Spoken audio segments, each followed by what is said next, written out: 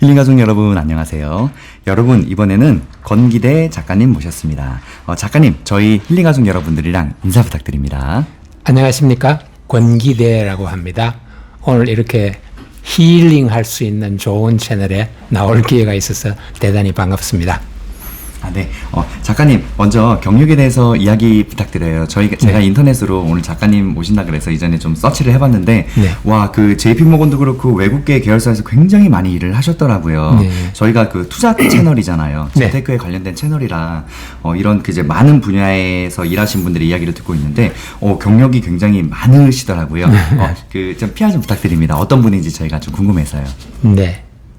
대학에서는 경제학을 전공을 했습니다.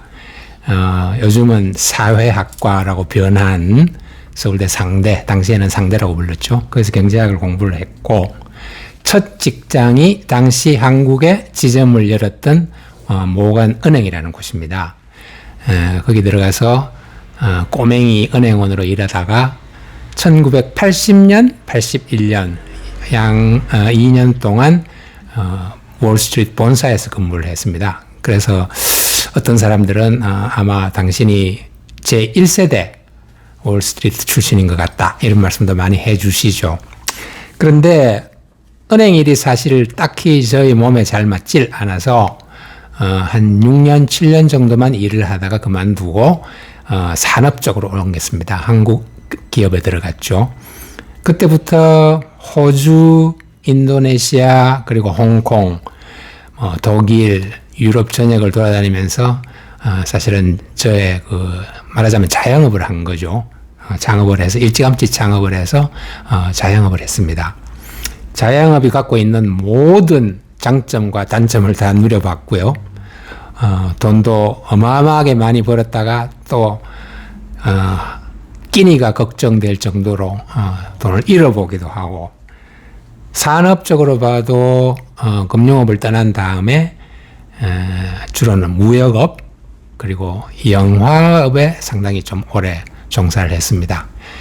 무역이라는 것이 사실은 여러 가지 아이템이 있기 때문에 저 같은 경우는 작게는 이런 안경테부터 시작해서 크게는 철강, 화공제품, 농수산품 이런 것까지 핸들을 할 정도로 광범위한 그런 산업에서 직접 발로 뛴 그런 경력이 한 20-30년 되네요. 그러다가 계속 해외에서 이제 그렇게 근무를 했었어요. 아까 말씀드린 창업도 홍콩에서 했고, 그래서 2005년경에 비로소 영국 귀국을 하고, 잠시 영화나 TV 프로그램을 사고 파는 일을 계속 하다가, 그런 일이 사실은 전부 브로커리지입니다. 두 회사 사이를 연결시켜주는 그런 일이라서 별로 전망이 좋다고 볼 수는 없죠. 그래서 뭔가 B2C라고 부르는, 그러니까 뭔가를 만들어서 소비자에게 직접 제공하는 그런 일을 좀 하고 싶어서 책을 생각하게 됐죠. 원래 책을 또 제가 좋아하기도 했고, 그래서 지금은 한국에서 책 읽고, 책 번역하고, 책 쓰고, 책 생각하고, 책과 더불어 살아가고 있습니다. 네. 그리고 이제 한 10여 년 전부터 12년 정도 됐나요? 그때부터 조그맣게 주식 투자를 제가 해봤습니다. 한 500만 원 정도로 시작을 했었어요. 그러다가 2020년, 21년 우리 한창 코로나 직후에 시장이 좋았을 때, 그 당시에는 최고로 한 30억 가까이 올라갔던 것 같습니다. 다른 일이나 마찬가지로 주식에서도 돈을 많이 벌기도 하고 또 이런 적도 있고, 여러 가지 경험을 했습니다.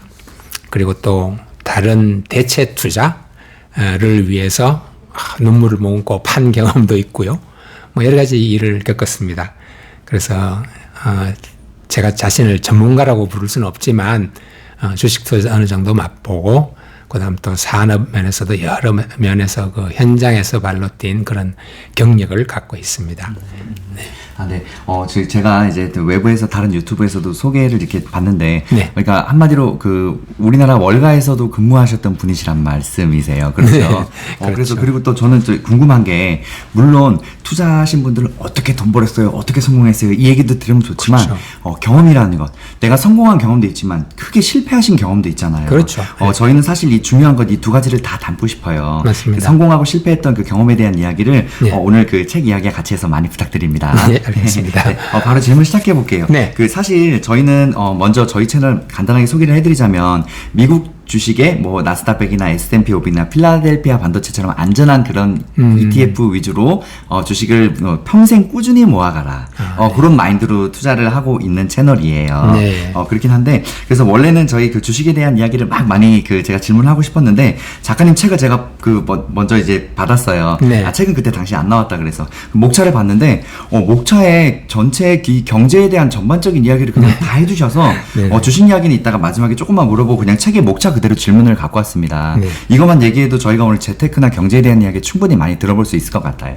네. 바로 질문해 볼게요. 네. 먼저 글로벌 공급망 재편과 중국 벗어나기 책에서 서술해 주셨는데 저희 사실 이 이야기가 중요합니다. 왜냐하면 저희 채널에서 이제 여러 가지 ETF 종목들 이야기해 주셨는데 다른 종목들은 다 올랐어요. 근데 차이나 전기차라고 중국 전기차 관련된 그 ETF 종목들만 지금 많이 내려갔어요. 중국이 네. 또 중국 패권 갈등도 있고 네. 여러 가지 또 이제 중국의 시진핑 리스크로 인해서 중국 주식들이 많이 좀 하락했잖아요. 네. 전기차 파트는 그나마 방어를 했긴 한데 많이 하락했기 때문에 사실 중국에 대한 얘기가 많이 궁금합니다. 그래서 네. 책에서 어떤 이야기 해주셨는지 의견 한번 부탁드립니다. 중국 전기차 ETF 말고도 많은 ETF가 있겠죠. 그렇겠죠. 사실 글로벌 공급망 재편이라는 이야기는 어제 오늘 얘기가 아니죠. 코로나 사태로 인해서 기존의 글로벌 공급망의 근간이 벌써 무너졌습니다. 그리고 조금 상황이 나아지는가 싶더니 러시아가 우크라이나를 침공하고 그다음에 미국과 중국의 갈등이 계속 격화되고 그러다 보니까 공급망이 이제 망가졌는데 결국 미국 같은 나라는 어떤 얘기를 하느냐 하면 그래 좋다. 좀 물건들을 싸게 공급받지 않아도 좋다. 믿을 만한 데를 나는 원한다. 그러니까 그래 우리 친구들끼리 모이자. 친구들끼리 주고받자. 이래서 이제 프렌드 쇼링이라는 용어까지 생겨나고 이런 식으로 이제 자꾸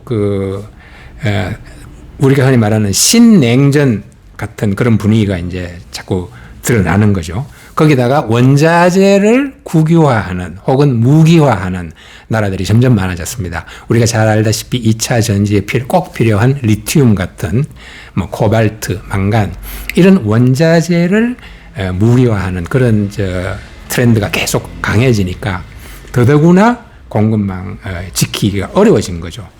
거기다가 중국 같은 경우는 원래 체제가 완전히 오픈되어 있는 자본주의, 자유주의 국가가 아니지 않습니까? 그러다 보니까 조그마한 위기만 생겨도 금방 그게 드러납니다. 그래서 최근에 부동산발 위기라는 그런 얘기를 많이 하는데 그것뿐만이 아니고 국유기업이나 공기업들이 부채가 굉장히 많습니다. 중국이. 그게 큰 문제점 중에 하나거든요. 이런 것들이 쌓이다 보니까 중국이 큰일 났다. 경제도 침체돼 있고 지금 온 세계가 인플레이션을 걱정하고 중앙은행들이 인플레이션과 싸기 위해서 고금리 정책을 펴고 있는데 중국만큼은 오히려 디플레를 걱정하고 있습니다. 그만큼 중국의 경제 상황은 지금 굉장히 특이하고 위기가 많은 그런 상황이거든요. 그러다 보니까 중국이 원래는 이제 세계의 공장으로 시작했다가 그다음에 세계의 시장으로 두각을 나타내고 그래서 양면에서 굉장히 좋은 지역으로 알고 있었는데 결국 이런 문제가 생기다 보니까 이거 중국도 안전하지 않구나. 그러니까 중국을 벗어나서 다른 대체 지역이 없을까. 이런 것들을 다들 고민하기 시작한 거죠. 그래서 이코노미지 같은 경우는 Alt Asia라는 용어를 직접 쓰기도 했어요. 그러니까 Alternative 대체적인 아시아를 중국을 대체할 수 있는 그런 지역을 가리켜서 이제 알트아시아 이런 용어도 썼습니다만 이것은 우리가 흔히 알고 있는 인도 태평양 지역하고 거의 같다고 보면 됩니다. 특히 우리가 앞으로 상당한 기간 동안 세계의 공장으로서 혹은 세계의 시장으로서 중국을 대체할 정도로 큰 지역을 꼽자면 단연 인도입니다. 인도는 국가 자체, 정부 자체에서도 아주 적극적인 그런 태도를 갖고 있고 또 중국보다는 훨씬 열려있는 그런 사회이고 물론 나름 여러 가지 문제는 많지만 그리고 인구수도 중국을 이제 곧 능가할 태세고 말이죠. 그러다 보니까 이제 인도가 굉장히 좋은 현재로서는 뭐 중국보다 엄청나게 저렴한 그런 노동력을 공급할 수 있고 그다음에 이제 인도와 더불어 베트남도 사실은 굉장히 큰 나라입니다. 1억이 넘는 인구이고 그다음에 굉장히 젊은 나라죠. 젊은 인구가 굉장히 많고 그리고 중국 못지않게 제조 능력이 탁월하고 그래서 베트남 또한 우리의 이제 새로운 중국을 대체할 만한 그런 공급선으로서 두각을 나타내고 있죠. 그리고 시장 쪽으로 본다면 뭐 그렇죠. 중국에 의존하는 바가 상당히 많이 컸었는데 그쪽이 좀 이제 약간 저물다 보니까 다른 대체 시장은 없을까? 아까 말씀드린 인도 당연히 인도가 선두에 나서 있고 그다음에 그거 외에도 우리나라 같은 경우는 폴란드라든지 동유럽 지역을 포함한 유럽 전체를 상당히 괜찮은 전망을 갖고 있는 지역으로 꼽습니다. 특히 러시아 우크라이나 전쟁이 만약에 끝이 난다면 그 재건 사업을 위시해서 많은 수요가 또 있기 때문에 유럽 같은 데가 상당히 괜찮은 시장으로서 떠오르고 있고 또 사우디를 위시한 중동도 물론 뭐 사우디 중동은 옛날부터 그런 원유에서 생기는 그런 풍부한 자금력이 있기 때문에 좋은 시장이었던 것은 사실이지만 특히 사우디를 위시해서 UAE나 이라크나 많은 대형 프로젝트가 이제 벌어지면서 앞으로도 상당히 좋은 시장이 될 수 있지 않겠나.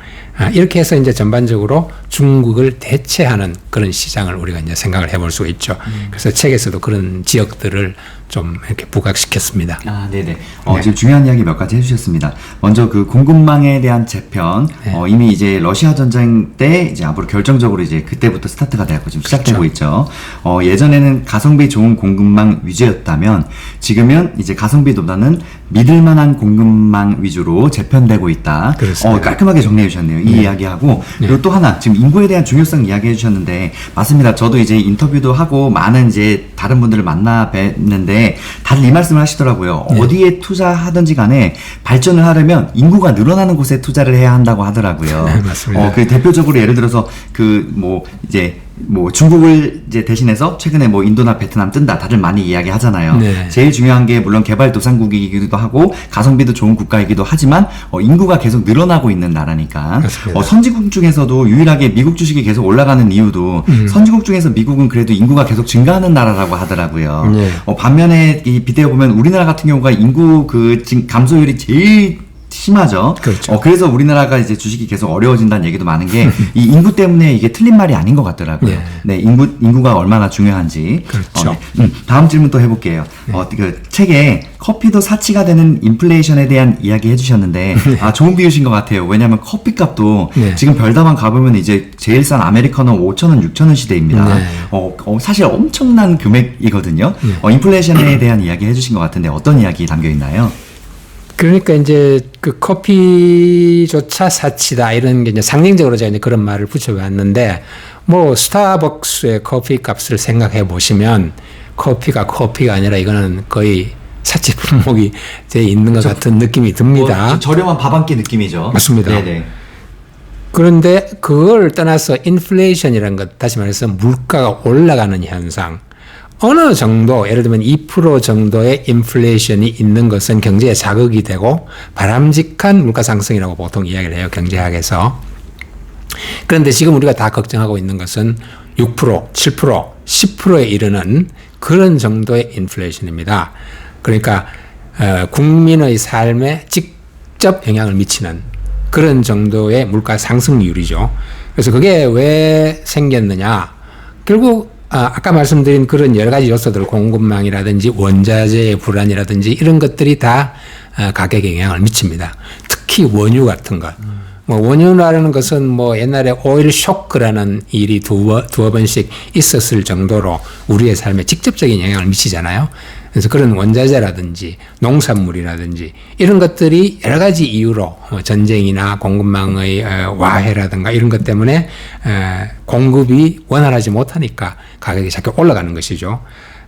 거기다가 이제 아까 말씀드린 그런 중국의 세 개의 공장이라는 중국이 제대로 이제 그 기능을 발휘하지 못하게 되고 이런 식의 여러 가지 매크로웨이브, 소위 말하는 매크로웨이브 요소 때문에 인플레이션이 이제 계속 심해지고 이것을 중앙은행들이 뭐 금리를 올린다든지 혹은 다른 공급 측면의 여러 가지 조치를 취함으로써 인플레이션을 내려보려고 노력은 많이 하지만 이게 쉽지가 않습니다. 미국 같은 경우도 계속 금리를 올려왔지 않습니까? 지금 뭐 거의 한 6% 가까이 지금 다가가고 있지만 기준금리가 그럼에도 불구하고 인플레이션은 여전합니다.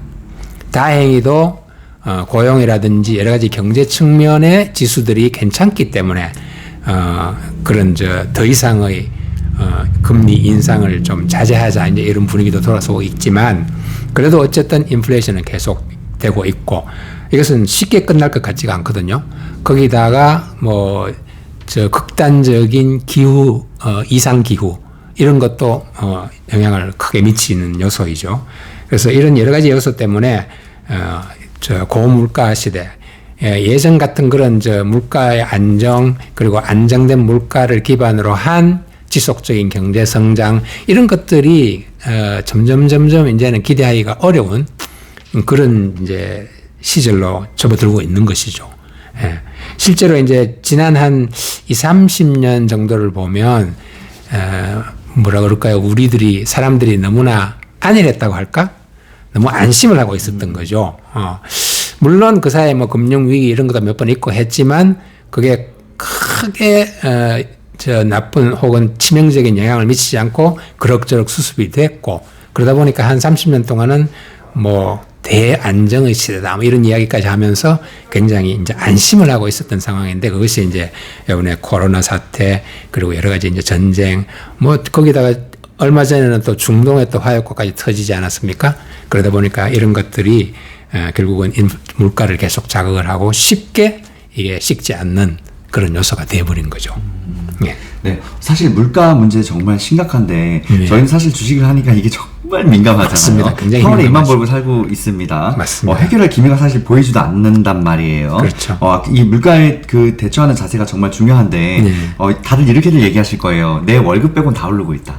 월급도 오르긴 하는데 인플레이션 그렇죠. 속도를 따라갈 수가 없기 때문에 우리가 재테크하고 투자를 하는 겁니다. 맞습니다. 그렇죠.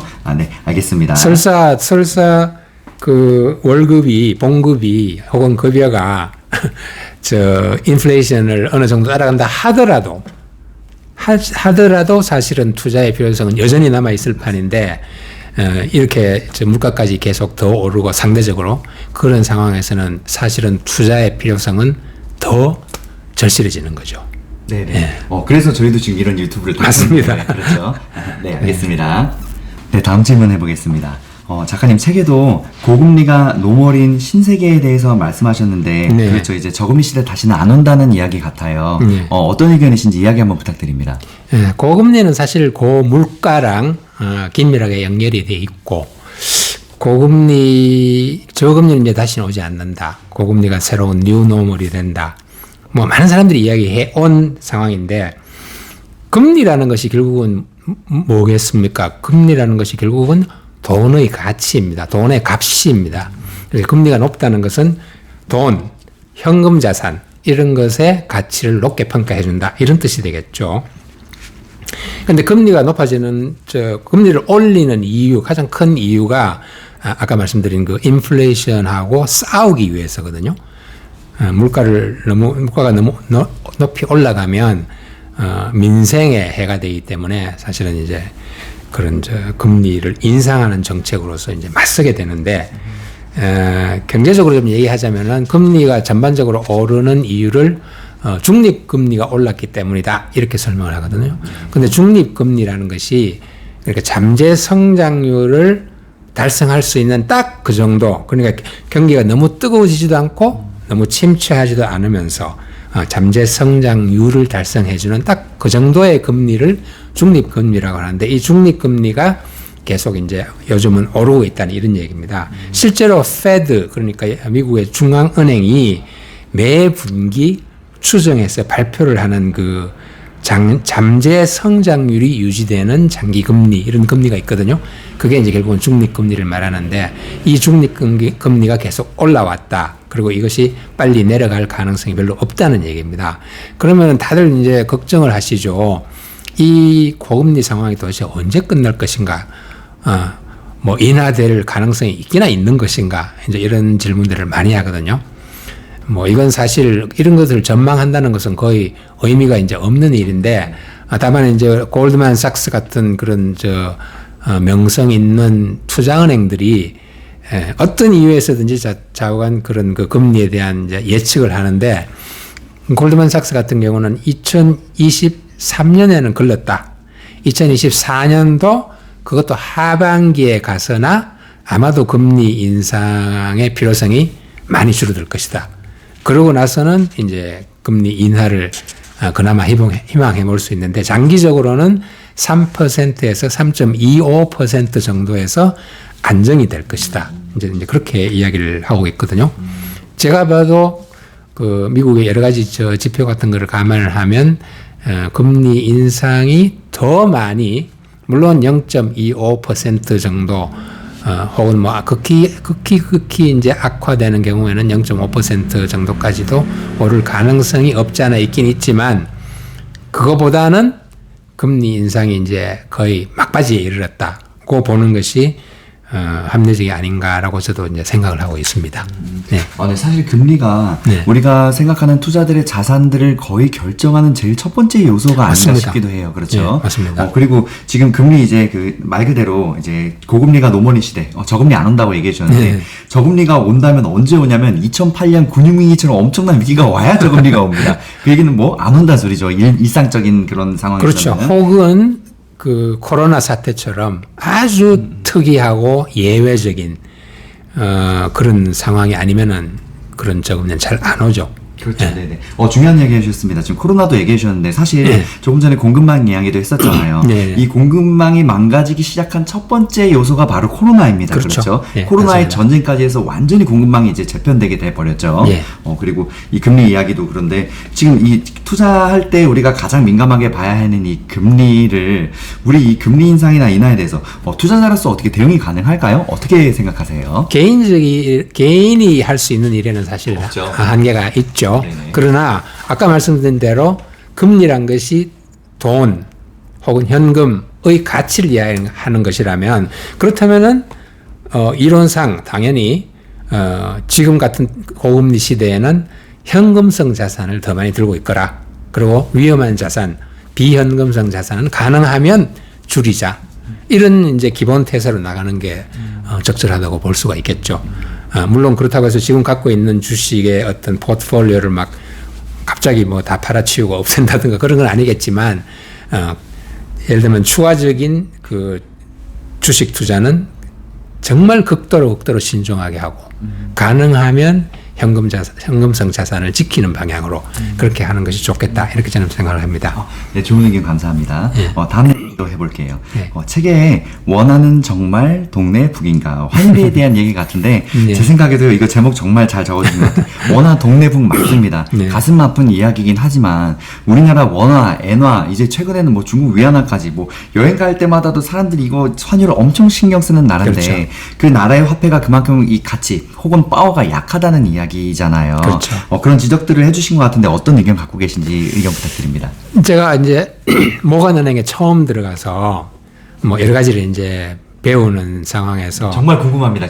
그 중에 하나 배운 게 뭐냐 하면 당시만 해도 물론 지금보다 더 심했을 겁니다. 당시만 해도 예를 들면 한국 회사들이 혹은 한국 정부가 해외에 나가서 돈을 이제 조달할 때 이자를 다른 나라보다도 훨씬 더 많이 내야 했고 또 우리나라 화폐는 아주 고질적으로 저평가되는 그런 상황이 있다 이거죠.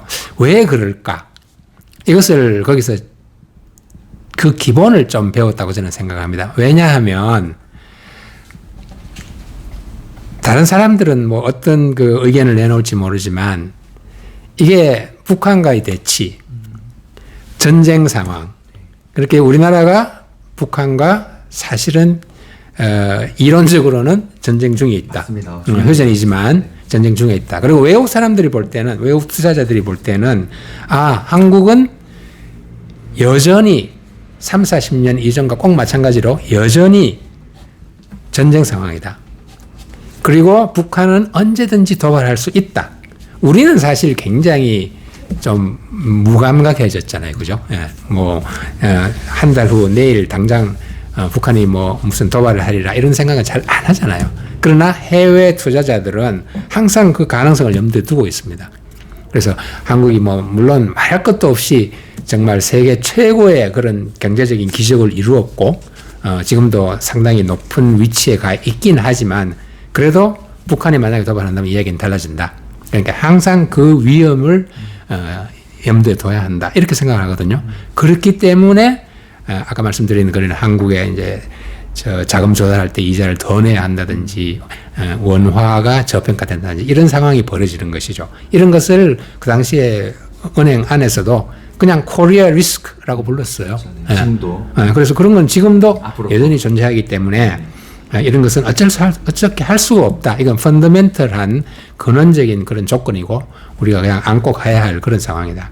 그래서 심지어는 중국이 부동산 때문에 좀 위태위태하다 그러면은 중국이 우리하고 아무 상관이 없잖아요. 그런데 중국이 벌써 그렇게 나오면은 외국 투자가들은 위험한 자산을 다시 한번 살펴보자. 그 중에 뺄 거는 뭔가. 그러면 한국이 꼭 거기 들어가요. 그러니까 주식시장도 침체되고 이런 이제 상황들이 벌어지는 것이죠. 그리고 이러한 강달러 지금 현재 얼마입니까? 한 1,400 가까이. 네, 가까이 300만 후반대죠. 그렇게 되겠죠. 우리나라 원화가 가장 약했을 때 달러당가 언제냐 하면 IMF 직후인가요? 네네. 그때 연말이 한 1995까지 갔었어요. 거기 가장 약했을 때고, 제가 처음 기억하는 그 원화 달러 환율이란 것이 제가 처음 언제 모간은행 들어갔을 때는 그때는 700 얼마, 800선 그렇게밖에 안 됐거든요. 근데 이러한 1,400 정도의 아주 위태위태할 정도로 강달러인 상황이 그러면은 앞으로는 어떻게 될 것인가? 제가 볼 때는 1,500 정도까지는 불안하게도 올라갈 그런 위험성이 없지 않아 있지만, 그럴 가능성보다는 오히려 한 1,300 정도로 내려가는, 그래서 안정되는 그럴 가능성이 오히려 조금 더 높다고 저는 보고 있고요. 엔화 같은 경우는 지금 현재 엔화 자체가 거의 역사적인 최저를 이제 기록할 정도로 낮아져 있기 때문에, 우리도 이제 상대적으로 엔화는 굉장히 낮아져 있잖아요. 근데 이게 일본이 다른 나라와 달리 계속 저금리 정책을 유지하고 있고, 그렇지만 이제 만약에 달러당 엔화가 160 정도까지 육박을 해서 이제 넘거나 하게 되면은 일본도 그대로 손 놓고 있지는 않을 것이다. 있을 수는 없다. 그래서 아마 다시 올라갈 것이다라는 이제 그런 전망이 유효하고, 따라서 엔화는 지금도 아마 엔화 표시 투자라든가 그런 것들이 여전히 괜찮다고 저는 생각을 합니다. 저도 사실은 조금 여유가 있으면은 엔화를 투자를 하려고 지금 생각을 하고 있거든요. 여전히 그거는 괜찮은 것 같습니다. 그리고 24년에 들면은 아마 엔화는 틀림없이 아마 반등을 할 것 같다. 그렇죠. 금리를 아마 가만두지 않겠죠. 예, 그래서 일본 은행이 이제 외환 시장에 개입을 한다든지 매파 분위기로 좀 돌아선다든지 이럴 가능성이 높기 때문에 아마 틀림없이 내년도에는 엔화가 좀 강해질 거다. 이런 걸 예상을 할 수가 있겠죠. 예. 네, 환율에 대한 진짜 중요한 이야기 해주셨는데요. 맞습니다. 저희 구독자분들이 환율에 많이 민감하실 거예요. 예. 왜냐면은 메인이 미국 주식이기 때문에. 그렇죠. 그렇죠. 네. 지금 정말 중요한 이야기 해주셨는데, 우리나라 환율, 원화가 평생 정말 동네 북일 수밖에 없는 중요한 요소가 있습니다. 바로 북한 리스크인데, 우리 한국 사람들은 지금 이제 분단인 상황을 한 70년째 맞이하고 있고, 그렇죠. 예를 들어서 저희 세대 같은 경우, 그리고 저보다 더 이제 한 20년 아래, 지금 MZ라고 불리는 젊은 친구들은 아마 아마 이 북한에 대한 리스크가 아마 거의 모를 거예요. 모를 사람이 많을 거예요. 저 같은 네. 경우만 해도 이제 군대에서 이렇게 교육을 많이 받았었는데 제가 이 얘기를 왜 드리냐면 네. 외국 친구들이 제가 이제 그 영어권 이렇게 친구들을 좀 많이 알고 있어요. 네. 그런데 다들 그래요. 북한이 미사일 쐈다 그러면 막 그 연락 이메일이 옵니다. 네. TJ 괜찮냐고. 괜찮냐고. 그런데 우리 아무 이상 없는데. 그래서 이렇게 생각하는데 중요한 것. 우리는 우리의 입장이지만 외국인들에서 이제 투자를 하는 사람들, 투자자들의 그렇죠. 입장에서 외국에서 이런 전쟁 리스크가 있는 거는 엄청난 악재란 말이에요. 맞습니다. 이번에 지금 이스라엘 같은 경우만 해도 이스라엘하고 팔레스타인은 원유 생산 국가가 아닙니다. 네. 그런데도 불구하고 기름값이 이렇게 요동치고 지금 주변에 있는 나라들 날리고 그렇죠. 그렇게 많이 반응하는데 러시아 전쟁 때, 우크라이나 전쟁 때도 그렇고요. 작은 원자재 하나 때문인데도 주식이나 이런 것도 인플레이션 엄청나게 망가졌잖아요. 이런 걸 생각하면 한국이 정말 약자가, 영원한 약자가 될 수밖에 없는 게, 이 북한 리스크가, 우리는 아무렇지도 않게 생각할 수 있지만, 외국에서 우리 한국을 투자하는 입장에서는, 이런 리스크가 너무 많은 시장은 당연히 투자 메리트가 떨어지죠. 변동성도 크고, 계속 미사일 쏠 때마다 떨어지니까. 네. 이런 경우, 이런 얘기도 들었어요. 북한이 미사일 쏠 때마다 한국 주식 좀 사는 사람도 있다고 떨어지니까. 그러다가 이제 다시 좀 존점이 좀 팔고. 네. 참 이런 거 보면 참 안타까운 이야기인데. 맞습니다. 우리가 네. 영원한 이 북한이라는 리스크 때문에 영원한 환율의 약자 국가가 될 수밖에 없다는 것. 그렇죠. 그리고 일본 엔화 얘기해 주셨는데. 네. 맞습니다. 지금 일본 엔화가 엄청나게 많이 싸잖아요. 십몇 년 전에 고 엔화 대비 거의 반토막 수준인데. 그렇죠. 반토막 이게 원인이 딱 하나죠. 일본이 지금 다른 나라들과 다르게 미국도 그렇고 한국도 그렇고 금리를 급격하게 올려서 고금리를 유지하고 있는 반면에 일본은 보니까 0.25인가 0.5로 네, 계속 맞습니다. 아직도 2017년인가 아무튼 그때쯤부터 되게 오래된 걸로 알고 있어요. 굉장히 낮더라고요. 반면에 제가 이제 네이버에서 검색하면 어느 나라 금리, 미국 금리, 한국 금리, 일본 금리 하면 표들이 이렇게 다 나오잖아요. 친절하게. 다른 나라도 봤는데 브라질은 13%, 15%, 아르헨티나는 100%, 75%에서 100%로 그러니까 거의 지금 외환위기가 온 거죠. 그런 수준이라고 하더라고요. 국제적으로 그렇게 지금 이런 공급망과 수많은 이야기들 때문에 금리를 올리고 있는데 일본만 정말 낮게 유지하고 있는데 계속 손해를 볼 수는 없잖아요. 자금이 빠져나가기 때문에 저도 같은 생각 갖고 있습니다. 아마 내년 초부터는 엔화가 이제 반등을 시작하지 않을까. 무작정 저금리를 유지하기에는 한계가 있기 때문이죠. 그렇죠. 네네 그렇게 저도 바라보고 있는데. 중요한 이야기네요. 우리가 잊으면 안 되는 게 이 환율 리스크는 북한의 이런 많은 문제들로 인해서 한국이 약자일 수밖에 없다. 그렇죠. 그래서 자산도 원화 하나뿐만 아니라 엔화든 위화든 달러든 많은 자산을 분산 투자하는 것도 좋은 방법이 될 수 있겠네요. 그렇죠. 네, 알겠습니다. 다음 이야기 해볼게요. 네. 다음은 이제 책에 저출산 이야기 그리고 고령화 이야기 해주셨는데 네.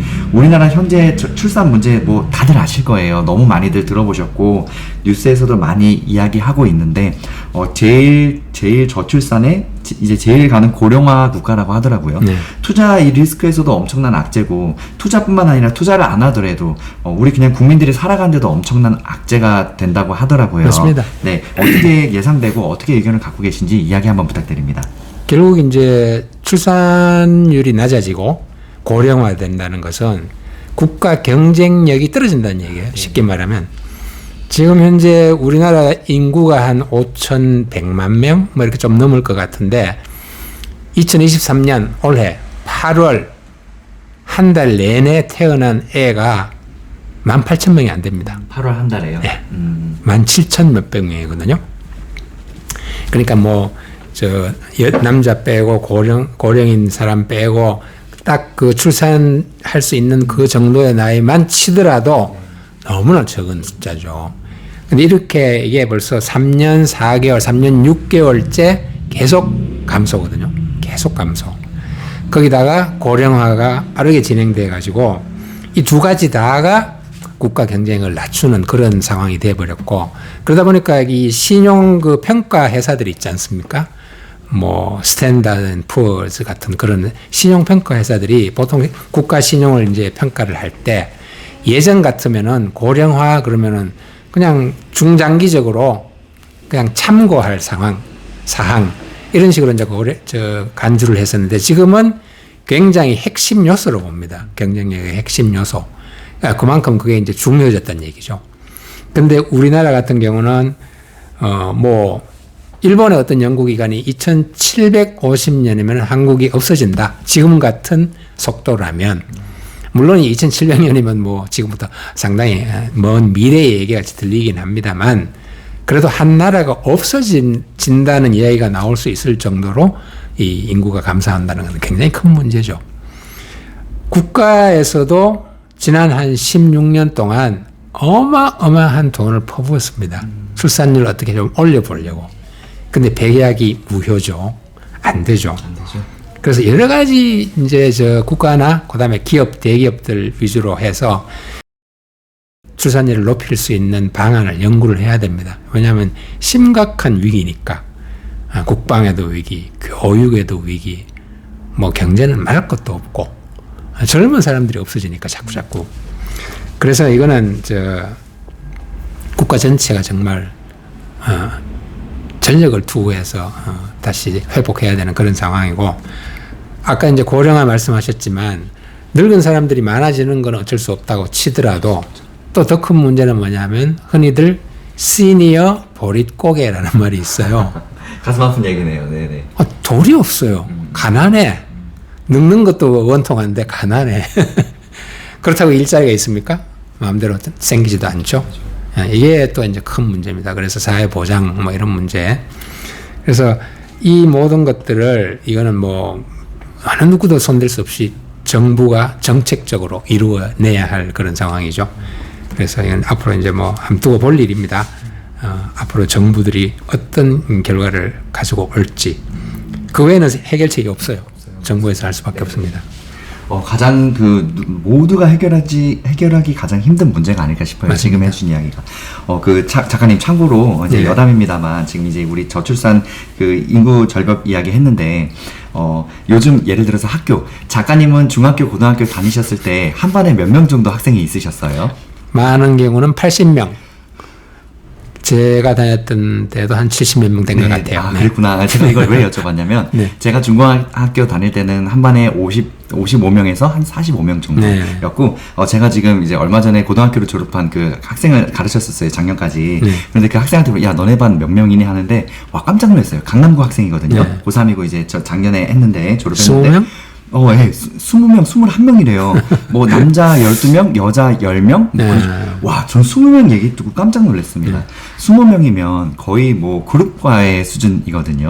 그래서 제가 혹시 생각나서 여쭤봤는데, 한 반에 80명 정도였다고. 맞습니다. 이런 거 생각하면 진짜 지금 인구 절벽 문제가 맞습니다. 네. 서울에 있는 도봉구나 이런 그 고등학교들도 요즘 폐교한다고, 서울인데도 이렇게 폐교를 하는 학교들이 나온다고 하더라고요. 중요한 거는 이런 것들은, 이런 문제들은 우리가 쉽게 해결할 수 없는 문제라는 거. 그렇죠. 국가적으로 나서야 하는데, 참 쉽지 않은 일인 것 같습니다. 맞습니다. 네, 작가님 다음 이야기 해보겠습니다. 네. 책에 빚이 너무 많은 나라. 현재 우리나라 가계부채가 사상 최대라고 하는데, 맞습니다. 저도 이 뉴스를 정말 많이 들어봤는데, 우리나라 부채라는 게 또 성격이 다르잖아요. 정부 부채, 그렇죠. 기업의 기업들. 부채, 가계 부채.